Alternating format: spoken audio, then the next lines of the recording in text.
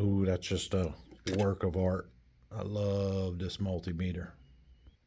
Getting ready to do another multimeter video about inrush current and how it could actually possibly show you that a meter is, or not a meter, but a motor is about to go bad. And in doing that, I was going to pull out this new clamp meter that I bought. It's Fluke 378 FC. And I was for sure that it didn't have inrush current, but it actually does. And inrush current will measure the first few cycles and give you an idea of what the inrush current flow is, which should be maybe 4 to 10 times what the actual running current of the motor is. And as I was pulling this meter out, I noticed that the factory little screen protector was all messed up and jacked up from when I was putting it in the case. It got pressed out of whack. So I thought it would be a good idea to show you guys how to protect against that actually out in the field, because this is not ever going to go back on like it was. And when you do try to put it back on, just to cover yourself, it's going to have all those bumps and ridges, and sometimes you're looking at your meter at a weird angle and you don't want you want as little glare as possible on there. So one of the tricks that I do in order to protect my screen is actually use a piece of tape. And here's an example of what a bad screen looks like. Not a bad screen, but I mean, you could still read the digits and stuff on there. I mean, it's still legible. You could tell what it is. But in order to prevent that, to get more life out of your multimeter, one of the things I like to do is actually put a piece of tape over it. And it's relatively easy to do. We'll go ahead and take the leads and probes out of that. And we'll go ahead and take our meter out of its case. Give this a real quick clean with our camera lens chamois. Looks like that's probably about as good as it's going to get.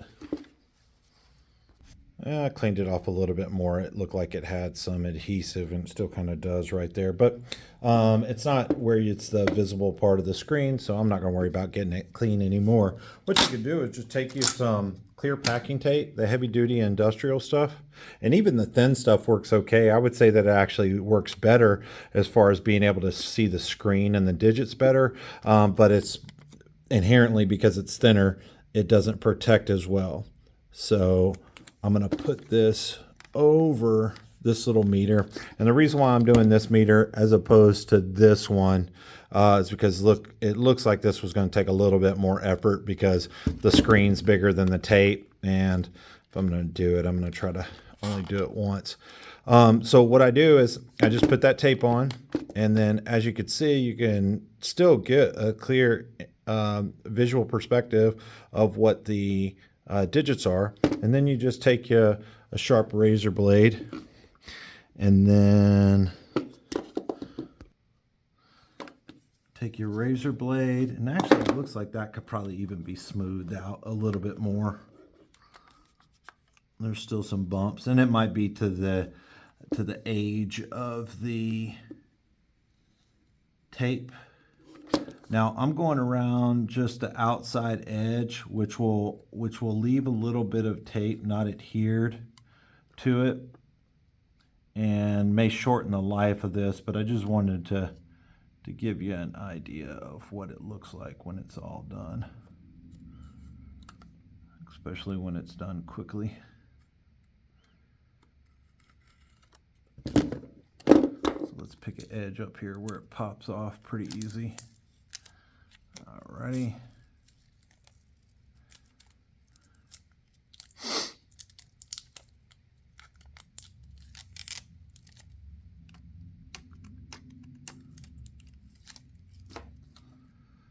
And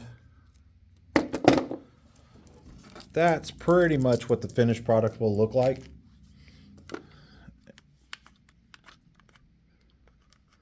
If I was more accurate with my razor blade, I could trim up some of those edges.